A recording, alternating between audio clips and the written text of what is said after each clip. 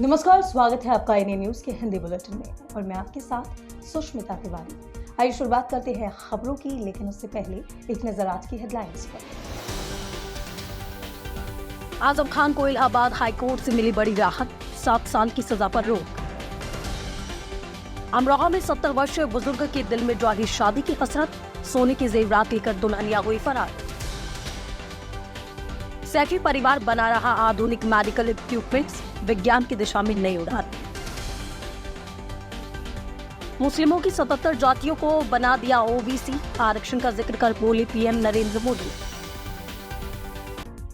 और आइए अब विस्तार से नजर डालते हैं खबरों पर। उत्तर प्रदेश के जनपद अमरोहा के रहरा थाना क्षेत्र के एक गांव में 70 वर्षीय बुजुर्ग को शादी का चस्का लगा, जिसके बाद शादी करते ही दुल्हनिया बुजुर्ग व्यक्ति की उम्र भर की सारी जमा पूंजी रकम को लेकर फरार हो गई, जिसके बाद बुजुर्ग ने CO दफ्तर में तहरीर देकर न्याय की गुहार लगाई है।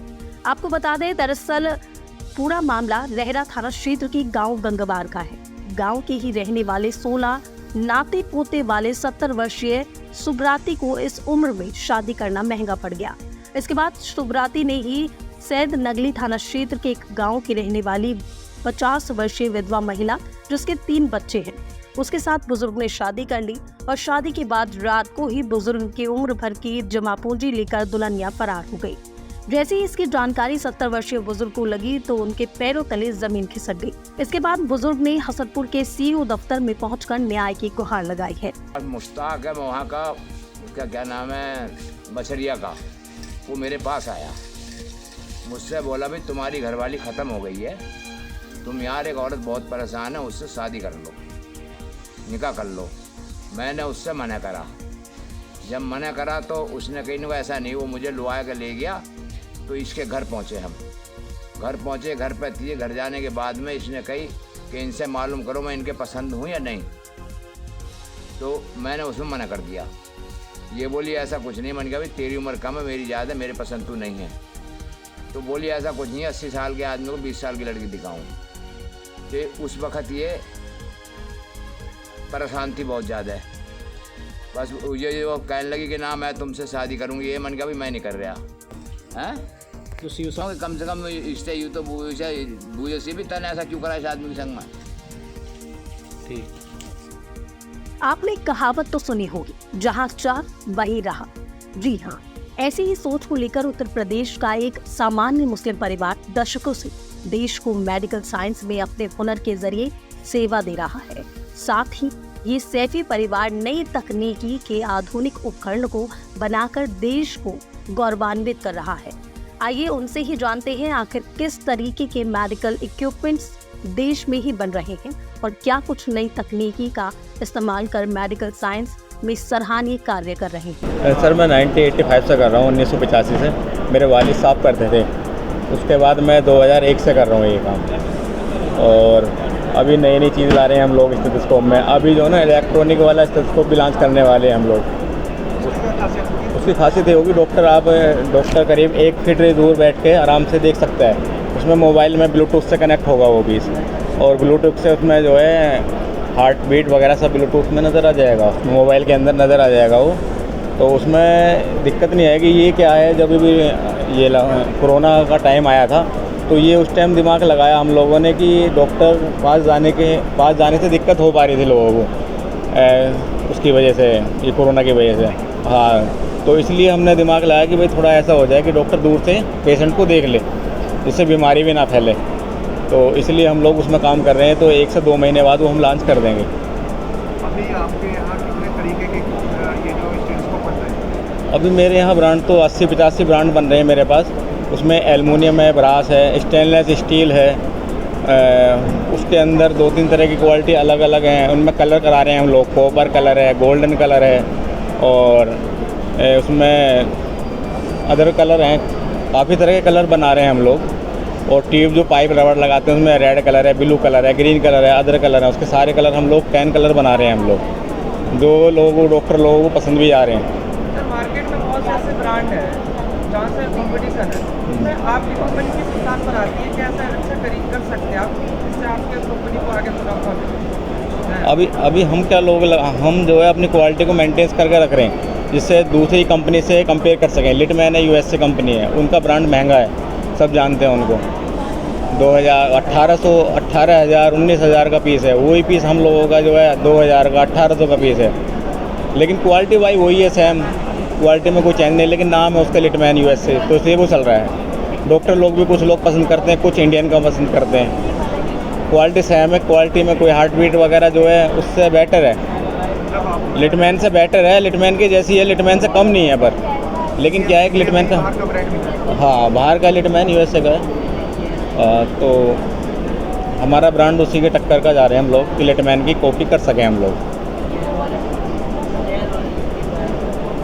उनके लिए मैं मैसेज देना चाहता हूँ कि अगर क्वालिटी भाई देखते हैं, डॉक्टर हेड अच्छी कंपनी है, आप लिटमैन का यूज़ कर रहे हैं, एक बार डॉक्टर हेड का चेक करें उसको, उसके हार्ट बीट देखें। जो स्टेनलेस स्टील है हम 303 में बना रहे हैं, जो ग्रेड है उसका, तो एक बार डॉक्टर जो उसको चेक करें, उसको कंपेयर करके, और जो फीडबैक है डॉक्टर हमें दें अपना। सहारनपुर का एक युवक म्यांमार के मेवाड़ी इलाके में फंसा हुआ है। युवक को एजेंट ने थाईलैंड भेजा था, लेकिन वहां से उसे म्यांमार भेज दिया गया। युवक वीडियो जारी कर अपना दर्द बयां कर रहा है। उसने कहा वो वहां पूरी तरह से फंस गया है। वो 16 से 17 घंटे काम कराते हैं, कमरे में बंद करके पीटा जाता है। 2 टाइम खाने के नाम पर 2 कटोरी चावल दिया जाता है। उसने 2 से 3 वीडियो जारी किए हैं। उसने बताया कि इंडिया के 10 लड़के इसी प्रकार से यहाँ फंसे हुए हैं। थाना नकुड़ के ढोला माजरा के रहने वाले कुलदीप कुमार पुत्र स्वर्गीय सुखवीर सिंह को एजेंट ने थाईलैंड भेजा था। थाईलैंड भेजने से पहले बड़े बड़े सपने दिखाए गए थे, लेकिन उन सपनों पर तब पानी फिर गया जब कुलदीप थाईलैंड पहुंचा।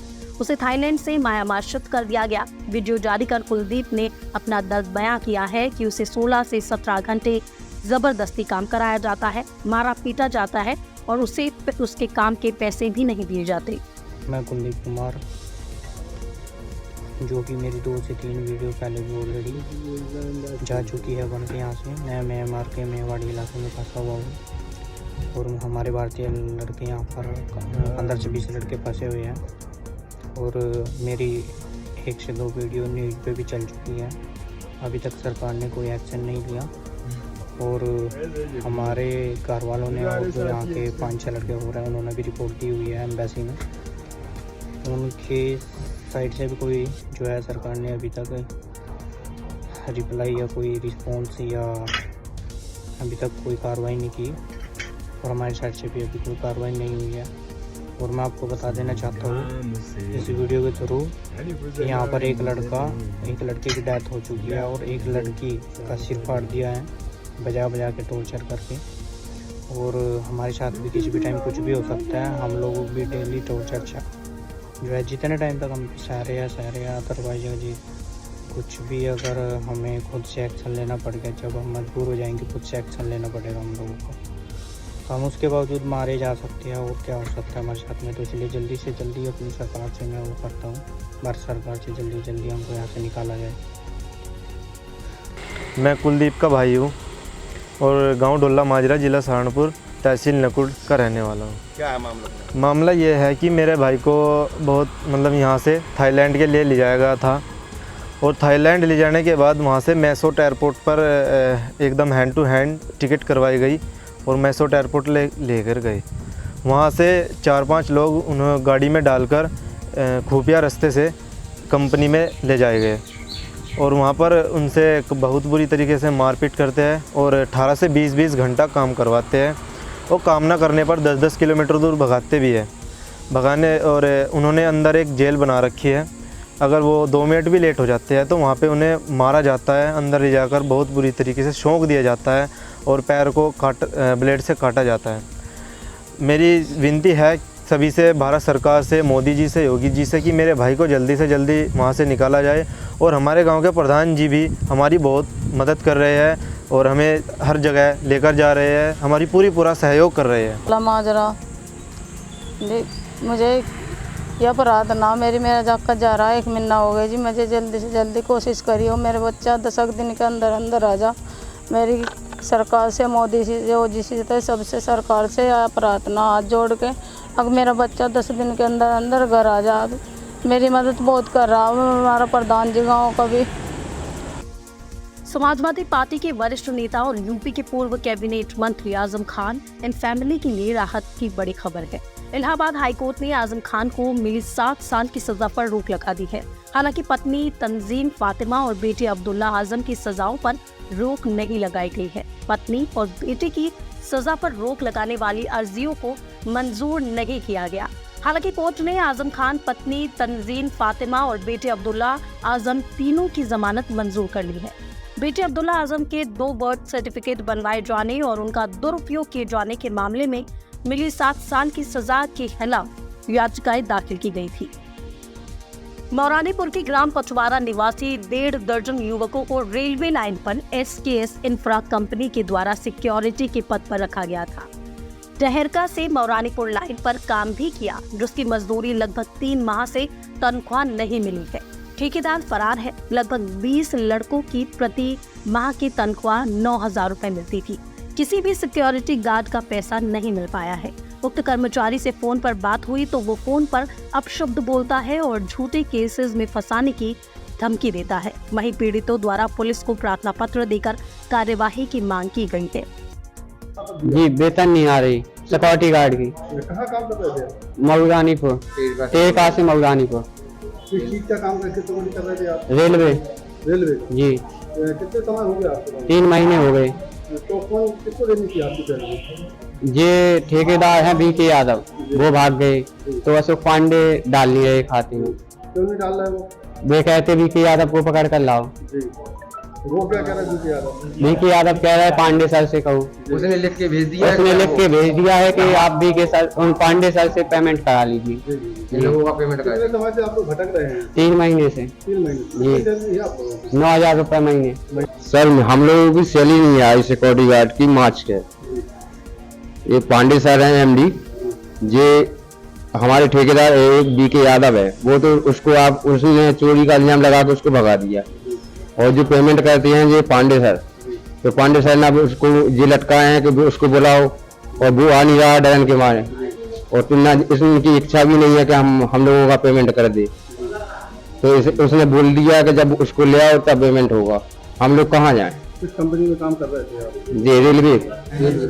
कितने समय से आप लोग काम कर रहे हैं? मार्च 3 महीने से लगे हैं।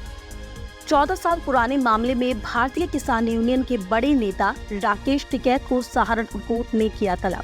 आपको बता दें, राकेश टिकैत के अनुसार 14 साल पहले सहारनपुर में रास्ते को ब्लॉक करने को लेकर दर्ज मुकदमे में कोर्ट द्वारा उनको तलब किया गया है, जिसमें सहारनपुर कोर्ट पहुंचकर उन्होंने अपनी जमानत अर्जी दाखिल की। राकेश टिकैत के सहारनपुर पहुंचने पर भारतीय किसान यूनियन के कार्यकर्ताओं का तांता लग गया, जिससे कानून व्यवस्था बनाने में पुलिस को काफी मशक्कत का सामना करना पड़ा। वहीं उन्होंने प्रेस के लोगों को पूरी जानकारी भी दी। कोई 14 साल पहला मुकदमा था, उसमें आता है गिरफ्तारी के हो गया तो हम यहाँ से अदालत में पेश हुए, यहाँ जमानत दे दी। समय में अदालत बेल दे अच्छा रहा। क्या सम्मान रखा अदालत बड़े तुम यहाँ पे जो अधिवक्ता है वकील है उनका भी बड़ा सहयोग हुआ। थोड़ा पीछे को ये तुमसे कई बार कहिए चुनाव के बीच इस तरीके का माहौल बनाया गया है तो क्या कुछ कहेंगे आप? चुनाव वाले चुनाव लड़ रहे हैं, अपना कर रहे काम। हरियाणा पंजाब से साथी पहुंचे हैं तो किस तरह से लग रहा है? इसमें चुनाव के बारे में नहीं, हरियाणा पंजाब से किसान पहुंचे हैं साथ में समर्थन के लिए। तो किसान को सारे को विरोध तो सारे को। 14 साल बाद आपको इस चीज़ की जानकारी लगी है क्या? पहले से मालूम? हमें नहीं पता, पहले बीच में हमें प्रधानमंत्री नरेंद्र मोदी ने पश्चिम बंगाल की मुख्यमंत्री ममता बनर्जी और कांग्रेस पर अन्य पिछड़ा वर्ग OBC के आरक्षण को लेकर निशाना साधा। उन्होंने कहा कि बंगाल में इन्होंने OBC का आरक्षण छीनकर मुस्लिमों को दिया है, लेकिन कलकत्ता हाईकोर्ट ने रोक लगा दी। पीएम मोदी ने शिमला में चुनावी रैली करते हुए शुक्रवार 24 मई यानी आज कहा कि इंडी गठबंधन की साजिश का ताजा उदाहरण पश्चिम बंगाल में सामने आया है। 2 दिन पहले ही कलकत्ता हाईकोर्ट ने 77 मुस्लिम जातियों के आरक्षण को खत्म कर दिया। इन 77 मुस्लिम जातियों को नौकरी, पढ़ाई और हर जगह मलाई मिल रही थी।